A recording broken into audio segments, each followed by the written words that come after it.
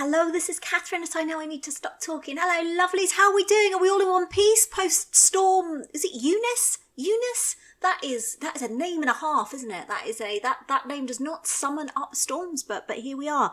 But yeah, I hope everybody's all right. Yeah, it's been very, very windy, very, very blowy. Most importantly, though, before we get on to the topic of the storm, I am pleased to announce that my love sausage was delicious, and I really hope that you all listened to last week's podcast. Otherwise, that's going to sound absolutely mental. But my love sausage, oh, what an absolute treat. My love sausage came up perfectly, overcooked it because nobody wants an underdone love sausage, filled it with a couple of eggs, turned it out on the side, and it looked like the most phallic meal known to man. It was an absolute treat. And then, because it was Valentine's Day, so I cooked and served it up on Valentine's Day for Jamie and his girlfriend. I know, I'm very romantic, me. Although that did mean that a little bit like on my podcast last week when I kept screaming the phrase love sausage on repeat. Now I'm gonna be much more professional today. I'm absolutely not gonna lose it at the phrase love sausage. When Jamie's girlfriend's mum then came to pick up Jamie's girlfriend, she rang the doorbell and I answered the door, and she's like, "Hi, how have they been?" And I said, "Absolutely fine. And I just would really like you to know that when your daughter says that she's come to Jamie's house and she's had some love sausage, I want you to know that that is a literal love sausage, not a metaphorical love sausage. It was a love sausage that came from Marks and Spencer's. It's not just any love sausage. It's an M&S love sausage." And she looked at me like I had got mad because I was literally standing on my doorstep screaming the phrase love sausage over and over again. My poor neighbours, what must they think? But no, it was delicious. It really lived up to expectations. So all I can say is if you too are thinking at some point in indulging in a love sausage, I cannot recommend it highly enough. In fact, Jamie and I even had cold love sausage the next day. Okay, that's a nice, really attractive snorting sound, isn't it? That is exactly how all the professional podcasters do it. We had cold love sausage next day, and it was a treat. And I must never again record a podcast mentioning the phrase love sausage because I clearly can't keep my shit together. But yeah, it was lovely. It was absolutely delicious. And thank you so much for your lovely response to last week's podcast, in which I did completely lose the plot and just laughed till I wept. And I love the tale of the people who are out running, listening to it and also laughing. And I like the idea that we're just spreading a little bit of laughter across the world in our mad little corner of the universe. But yeah, the love sausage was the gift that kept on giving. Random aside, but segueing neatly from love sausages, I don't know if anybody saw last night's Gogglebox. It's compulsive family viewing in our household. And I don't watch a lot of television because my attention span is non-existent. But it showed a little clip from the Pamela Anderson and Tommy Lee documentary that's been... Documentary? It's not a documentary. There's actors. Clearly it's not a documentary. But a, reconstruction? You'd never think I was once an actor, would you, with my inability to grasp the most basic of theatrical terms. Anyway, whatever it was a TV programme about those two. A spoiler alert for anybody who hasn't seen it, although I don't think it's too much of a spoiler, but this was what Gogglebox has showed us last night. Obviously, we all kind of vaguely know the story of Pamela Anderson and Tommy Lee. I did not, and I'm assuming that this has been created for dramatic license, but maybe this is reality. I did not know until I watched the clip from Gogglebox last night that the central tenet of the show is based around the fact that his penis talks to him. And if you think I am making this up, please, please, please go right now. Stop listening to the podcast. Go and Google a clip. It is the most fucking batshit thing I have ever seen. We sat and watched it as a family last night and laughed, and then I think we're stunned into silence. And in fact, this morning when we all got into the car to go to football, I was like, okay, so we have not talked enough about the fact that in that TV show, his penis actually talk. What the fuck? Fucking hell. Yeah, if anybody knows a thing about love sausages, clearly it's the cast and crew of the Pamela and Tommy escapades. I mean, fucking hell. Anyway, goodness me, this is all a lot of phalluses for this time on a Saturday, in which I am well ahead of my Ocado drop-off, so there is going to be no Mexican standoff needed. I shall record this, Ocado shall come later, it shall all work like a dream. And no, I still haven't folded my Ocado carry bags. Thank you for asking. Again, new listeners, in the height of lockdown, when I was having my regular, trying to record this at the same time as my Ocado delivery was coming because I'm a dick, and it was lockdown, it's not like I didn't have enough fucking hours in the day, but no, I tried to coincide the two activities that I had. And I'd read on the internet at the time that somebody told me that I should be folding my Ocado bags ready to hand back into the shape of samosas. And I thought, even in lockdown, who has that much time on their hands? And to be fair, if you're listening to this and you fold your Ocado bags, or other supermarkets are available, bags, into shapes of samosas and you enjoyed it, then all power to you, and ignore me completely. But yeah, my carry bags are still very much not folded into samosas, or indeed into the shape of a love sausage. I'm going to stop. I'm going to keep it together. I'm very mature. But no, thank you for your lovely response to the podcast. I'm so pleased that we were able to get a transcript working as well. Even if when I read it back to make sure there were no like glaring errors, it did just scream out the phrase love sausage on repeat. And in fact, the program that I was using to create the transcript also sorts like the most popular words and phrases at the top, and number one was love sausage. That's me. I'm the love sausage podcaster. What a moniker to be known by. So yeah, there was a storm. There was a storm yesterday, wasn't there? It was very stormy indeed. We'll come back to the storm. We started our day, our storm-free day, although it's got a bit mental out there again, hasn't it? We had a family trip to football, which is quite unusual. I mean, obviously it's not unusual for us to be at football because that is my life, is spent at football. But we dragged a somewhat recalcitrant Jamie out of his bed today. Isn't that a lovely word? With recalcitrant, and I even managed to pronounce it correctly. Yeah, he was very recalcitrant this morning, but I managed to lure him out of his teenage bed with talk, not of love sausages, you will be pleased to know, but on a theme of a Greggs sausage roll. Oh, maybe Greggs will do a sausage roll, love sausage, like some love child of a love sausage and a sausage roll. There's a lot of love and a lot of sausage in a love sausage roll. I'm going to stop saying the word sausage as well. Anyway, moving on.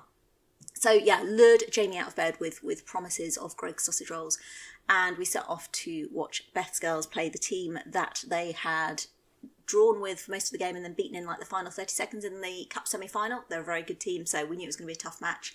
And it was fairly, both ends and both teams were really going for it.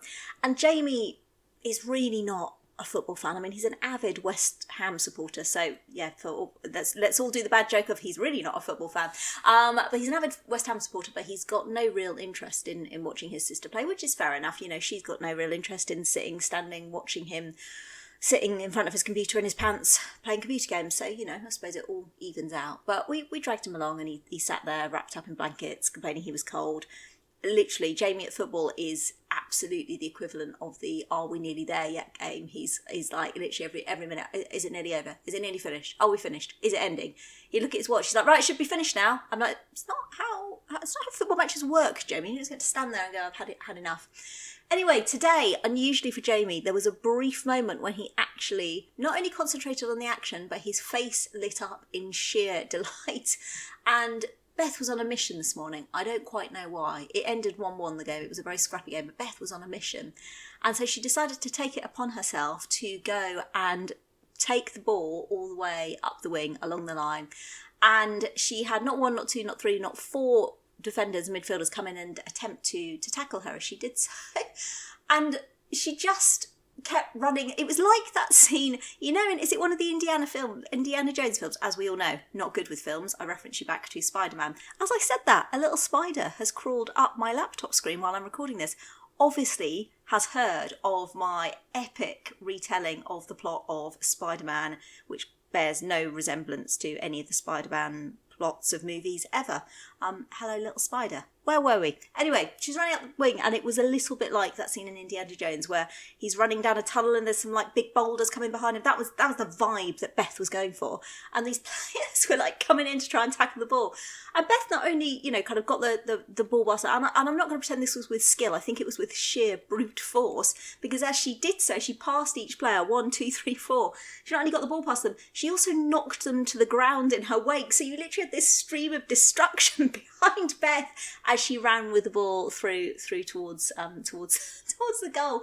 Turned around to look at Jamie. He's absolutely creased up laughing. I was like, oh, I can clearly see the part of the football game that you enjoy, mate. We got to the end of the game and we were all four of us walking back to the car, and I said to Jamie, I said, did you think your sister did well then? He went, no. Oh, okay, good, excellent, good, positive feedback, very constructive. And he turned and he looked at her and he said, but it was dead good when you got really aggressive with them. So good, excellent. I can foresee a lot of red cards in Beth's future if Jamie's going to take up football coaching. But there was a storm, wasn't there? Let's talk about the storm. Let's talk about Eunice. Fucking hell, it was very windy, wasn't it? My sister texted me and said, "How's the wind down where you are?" And I hilariously, as I thought to myself, not hilariously at all, replied and went, "It's windy." No, clearly not very funny at all. But yeah, the storm, it was absolutely mental. My kids were a bit disappointed by the storm, I have to be honest. Jamie kept coming down and going, "When's the storm starting?" And I'm like literally looking at like, wheelie bins flying around our street. And I'm like, "I think this is it, mate." And he's like, "Oh." And as we got in the car this morning, he said, "Is that it? Was that it for the storm?" I said, "Yes, mate. Go and have a look at some of the scenes of destruction from around the country. The roof being ripped off the O2, trees being felled. There's a beautiful, very sad. I'm not very good when trees like fall over. Fall over? Is that the right word? Well, when they're not being a tree anymore and they're lying down as a tree. Good, excellent. Words are coming really easily to me today, as you can see. I'm not very good when they get knocked over by storms because they're just beautiful. And there's this beautiful, must be hundreds of years old, the tree that's in the middle of the town that we live near. And it was just fallen, lying down on the ground. It's very sad. I don't like that at all. But yeah, I said to Jamie, I think, there's quite a lot of destruction, mate. There's quite a lot going on. And he sort of looked at me slightly and sadly and sort of rolled his eyes, and he just said, I just thought, Mum, I just thought it might be a bit more like Sharknado. And I said, "Sorry, what?" He said, "Yeah, I thought it'd be more like Sharknado." And I said, "Can I just check, you thought there were going to be sharks flying out of the sky?" He said, "Well, maybe not the shark bit." For anyone who hasn't seen Sharknado, there are a few films that I enjoy, but Sharknado is absolutely up there. I first watched Sharknado years ago. It was that weird period in between Christmas and New Year when nobody knows what day of the week it is.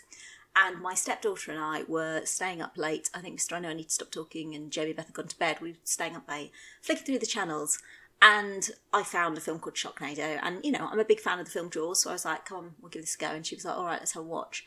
And I was like, "It's going to be dreadful." And Sharknado, if you haven't seen it, is dreadful. It's utterly dreadful, but it's so wonderfully, fantastically dreadful.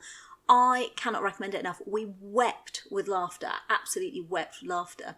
And the central premise, no spoilers, the central premise is the idea that a tornado has come to hit this coast of America, but it's not just any tornado. Flying out of the tornado, because what's worse than a tornado? It's a sharknado, and there's just sharks flying out of the tornado everywhere. And that apparently was what Jamie had sincerely hoped was going to be going down yesterday. Yeah, I feel he was disappointed. I was like, it's quite enough of a storm, right?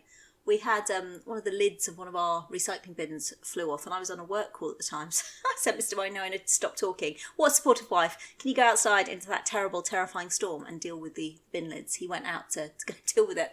And then unfortunately for him, because it was so windy, the door slammed behind him, so I sat on this call with my colleagues, and I suddenly look out and sort of, Mr. I Know I Need to Stop Talking's face pressed to the window, like, I would like to be inside now.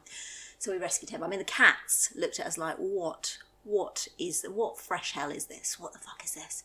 But I tell you what, obviously, well, I don't know where in the country you all are, but certainly for us, the schools were closed for a day.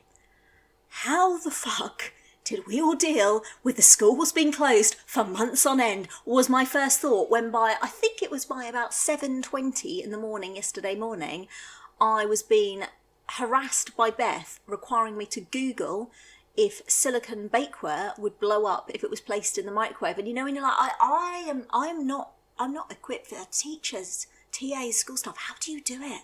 How do you do it? And I know you might answer and say, well, it's your job, but there is no amount of money sufficient for paying the wages you should be receiving for having to deal with questions like that every single fucking moment of every fucking day. I don't know how we did it. I genuinely don't know how we did it. And of course, this is tongue-in-cheek, just before anybody tells me off for any of this. I fully recognise it was very necessary. I fully also recognise that the schools weren't shut, because I phrased that badly. The schools were absolutely open. Sorry, that is completely my miswording. But for those of us whose children weren't key workers and didn't need to be in, quite rightly, we had them at home. And it's that hell that I'm referring to. I'm good at lots of things, but I am a fucking dreadful teacher. I am so bad. Yeah, it's all a bit of a blur. Time Hop brings it back, doesn't it? You go onto Time Hop and I've got this picture of what looks like the entire of my ground floor of my house under siege, and you're like, what the fuck is that?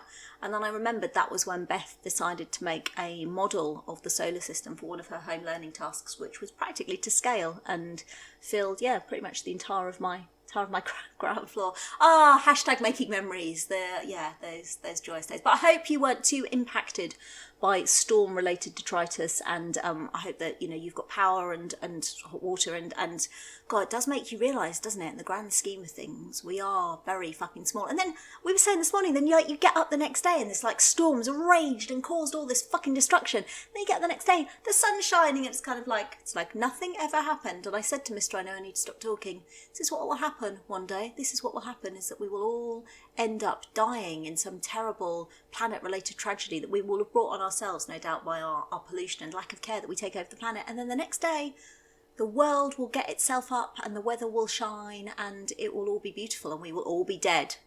And he's like, that's cheerful. And I was like, yes, good morning, happy Saturday. Happy Saturday. We've got a busy week this week. So for us, it's half term this week that we're going into just now. So we are taking the kids on a trip. We are going away for a couple of nights. I don't know really why we bother doing this, to be honest. Every now and then, I will be racked by guilt and be like, right, we need to do something with the children. We need to go and have a trip. Let's, you know, whether we do a holiday or we go away for a couple of nights, we need to go and do something.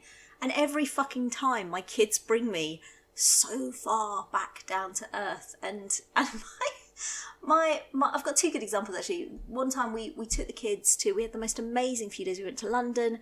We went to museums, we went to theatres, we went to restaurants, we saw friends. It was like, you know, it was the most amazing few days, and it cost a lot of money, but I remember thinking, well, this is amazing because these are memories that they will remember for the rest of their lives. And then we got the train back home, and on the train on the way back home, I was like, wow, what an amazing few days. What was your best bit? And they thought for like a nanosecond, and I was waiting for them to tell me, oh, it was like when we saw that amazing exhibition, or that fantastic food we had, or we went and saw that show and it was so amazing. And instead, pretty much in unison, they turned around to me and they said, it was when we were sat on the top deck of the bus and we saw that dead fox in the road. Good, marvellous. Could have taken you and shown you roadkill literally down the end of our road, but no, I've taken you on this 3-day extravaganza, which has cost me a fortune, and you're telling me that the best bit, the fucking best bit, was the dead fucking fox in the road. Good, excellent, marvellous, wonderful. And another time, Jamie was much younger, and I think we'd gone to meet my dad somewhere. We'd gone and like had a day out, and again, attractions and restaurants and all kinds of lovely things like that. And they were driving home at the end of the day, and Jamie was quite little at the time, and we got home and got him into pyjamas and a bath and stuff, and I tapped him to bed. I said, did you have a lovely day? And he said, yes. I said, what was your best bit? And he thought about it for quite a long time. And I was like, oh, it's because I've treated him to so many amazing experiences. And he said, when we were in the car on the way home and I was allowed to play Angry Birds on Daddy's phone. I don't know why we fucking bother. I do not know why we fucking bother. I mean, for fuck's sake. So pretty much guarantee that we're going to go away and going to have, you know, all these amazing experiences. And then they'll come back and they'll tell me that the best bit of the trip was the way the toilet flushed itself. That knowing my lucks, that will be it. When I saw a piece of string in the air when I was walking down the street. Good, excellent, marvellous, fucking hell. So yeah, we're off to do that. And then I'm actually travelling. I've got to travel for work this week. I'm going on a plane. I am not very good on planes. I'm not very good on planes for a number of reasons. And primary reason number one is I have a deep-seated mistrust of planes, which in my head I've convinced myself over the years would be better if I was the one flying the plane. Now, I can pretty much say with absolute certainty that the only thing that would not be better about being in a plane would be if I was flying it, but that doesn't seek to convince me otherwise. I also don't have a good track record. I mean, just generally, I'm quite inept when it comes to planes. Those beepy machines that you get through as you go through security, I fail those every single time. Every single time I fail those without fail. And it won't just be like, I won't just fail like the initial beep and then they come and do like the scanning thing and pat you down. I'll be the one getting escorted into a cubicle so they can like anally probe me or whatever it is they do in there. I don't know what it is. I feel like I've got shrapnel somewhere in my body and I don't know when or how. But yeah, I am very bad with planes. My most infamous very bad with plane journey. This was years ago. I had to go on a work trip. I forget why. I had to go to Helsinki. Helsinki's a beautiful, beautiful city. I would massively recommend it. I would categorically not recommend travelling with me because I was a nightmare. I mean, the whole trip, it just went from bad to worse. So I was late, massively late, getting to the airport, So I missed my flight, which was like, you know, I was quite new into my job at the time. I was like, oh shit, I missed my flight. What am I going to do? So I begged and pleaded with the lady on the desk to get me onto the next flight, which usually would not have been a problem. But it turned out for some reason, like the cultural event of the year was going down in Helsinki. And I was like, oh God. So they're like, felt like about 50 of us sat in a room waiting to see who had been put on standby for the next flight. Well, my pleading must have worked, and I feel very guilty about it because it was, after all, only a work trip, not a life or death situation.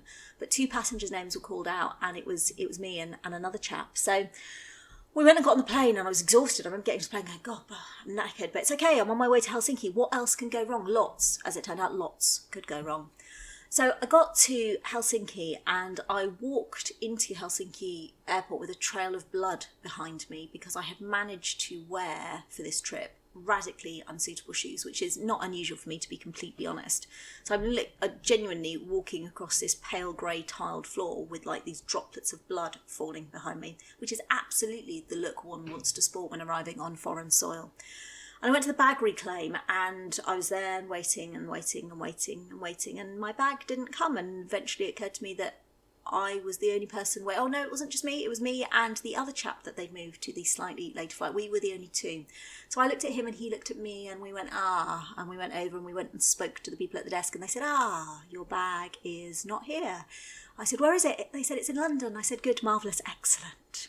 So it turned out karma, basically. If I had perhaps pleaded slightly less, I wouldn't have been on the plane, but I would at least have been with my bag, which had been left in London because it thought it was going on a different flight. So I dutifully wandered out in a country where, to be very clear, I speak not one single word of Finnish, and hooray for the brilliant, far more intellectual and intelligent people of Finland than me, who all are excellent and can slip seamlessly into speaking English. I mean, it's very humbling, and I'm sorry that I'm so utterly shit with your language. So I got a cab to the hotel, and then I got there and I'd already missed my early meeting, and I said to them, look, I've got no clothes, I've been asleep, I've dribbled down my face on the plane, I need to go somewhere where I can buy clothes and toothbrush. So they pointed me across to what looked like a shopping mall. Now, I'm not known for my sense of direction, am I? And thus it was to be proved ever so. So I started wandering over to where I thought the shopping mall was, and I was like, and it was boiling hot day. It was middle of the summer, so it was 26, 27 degrees, and I'm sweaty and I'm hot, and I really want to get changed, and I really want to brush my teeth. And I'm walking along, and I'm like, gosh, the roads in Finland are very busy. Yes, Catherine, yes, the roads in Finland are very fucking busy if you are trying to walk along the side of a fucking dual carriageway. You twat, you twat, you twat. I basically walked up the slip road. What a dick. Retraced my steps, finally made it to the shopping mall, finally made it back to the hotel. Still no bag. The hotel staff could not have been lovelier. We'll let you know, they said, as soon as it arrives. So I went out to meet the people that I was over there to meet, and we went out that evening, and I got back about 11 o'clock, went to the front desk. Is my bag there? No, it's not, but we'll let you know as soon as it arrives. Fantastic, I said, thank you so much. 3 a.m, I'm fast asleep, there's a knock on my door. Hello, God, what's going on? It's the lady at the hotel desk. She looks delighted, she looks radiant. I'm so glad to be able to tell you, she said, your bag has finally arrived, and you've picked now to tell me about it. And I know that's not very nice of me. She was only doing her job, and she was very happy that my bag was there. And so was I, but fucking hell, 3 a.m. I'm not at my best at 3 a.m, not even slightly. So she gave me my bag, and then I finished my work visits the next day. And then got back on a plane to go back, which was notable because it was quite a bumpy journey, and I'm not good in planes of any sort, let alone bumpy planes. And B, because there was a man on that bumpy journey who I felt terribly sorry for because he was clearly extremely travel sick. He was so travel sick that he managed to use up all of the sick bags on what was clearly a very poorly equipped plane. So the air stewardess were running around going, has anybody got a bag? Has anybody got a bag? Yes, I've got a fucking bag. I hope you put it in the fucking holder. No, he cannot throw up at it. Oh, it was a debacle. It was a debacle of a trip. But Finland is beautiful. Helsinki is beautiful. I would love to return. I hope that if I do it, it's a slightly less dramatic trip than that one. So yeah, planes are me. So we'll see how that goes. It promises to be eventful, right? I don't do anything in a quiet and demure manner, not even slightly. The story of that lady actually coming in to wake me up in the middle of the night for my bag reminds me of a holiday. Mr. I know I need to stop talking, and I took years and years and years ago. We'd gone to stay overnight in a hotel with Mr. I know I need to stop talking's 2 children who were very young at the time. So we'd done what, you often do when you've got young kids. I mean, you can't go out, you can't really do anything. So we were like, right, we're just going to go to bed. So we had gone for a very, very early night. And then I woke up in the middle of the night, and the bedroom light had just been switched on. And when you're in a strange place, in a strange hotel, and you're like, what the fuck? What's going on? What's going down? So I kind of groggily sat up in bed. Mr. I know I need to stop talking sat up next to me. The 2 kids were thankfully still fast asleep on the floor. And there was another couple at the end of our bed who'd clearly had a few drinks and were wearing, kind of party wear and stuff. And they look bemused, and we looked even more bemused, and we kind of looked at each other, and then kind of he went, oh my God, I'm so sorry, we must have the wrong room. And we're like, don't worry about it, it's fine, it's not your fault. We're back to sleep, having double locked the door, thinking, okay, good, excellent, this is a very secure hotel where the key cards seem to work on everybody else's rooms. Anyway, so the next morning we went down to go and check out, and we went over to reception. Obviously we wanted to make them aware that this had happened, not to kick up or cause a big fuss, because it was an accident, and I don't want to get people into trouble for no reason, and it was fine, and they'd been polite about it, and it was all good, but we thought, well, we'd better make them aware. And I wasn't expecting my room refunded, and I wasn't expecting a load of conversation. I was just expecting someone to say, oh my goodness, I'm so sorry, that shouldn't have happened. That was all I was looking for. So we went up to the desk. There's a lovely chap there, but English was not his first language, so I was making sure that I was really clear in terms of sort of the feedback that I was giving. And I explained the situation. I said, so in the middle of the night, these two people came to our room. They were able to access our room. And he looked at me for a minute like he was like processing it. He went, that's fine, don't worry about it. And I kind of thought I'd misheard. And I was like, so I tried again, because again, I was really conscious English not his first language. So I explained the situation again. He looked at me and he went, honestly, it's absolutely fine. Don't worry about it. So then there was another girl there, so I kind of called her over and I said, just explain to your colleague, told her again what happened. She looked at me, she went, yeah, that's fine, honestly, don't worry about it. And I was like, oh my God, I feel like I'm speaking a foreign language. I don't know how to get this through to you. I'm not worried, but I feel like you should be, that just your guests can randomly cavort in and out of one another's rooms without so much as a by your leave. But yeah, in the end, I just gave up in the end because they were just like, honestly, it's absolutely fine. Don't worry about it. I'm not worried, but I think you should be. So yeah, it promises to be eventful. Things are never smooth. Things are never straightforward. But yeah, that's going to be this week. So that's what we're off to do. But I hope you're all keeping safe and well and warm and dry and out of the storm. Hope nobody's been inflicted with any sharknados. I hope if you did enjoy a love sausage, it was fucking delicious. And I will see you all next week. Lots of love. Take care. Bye bye.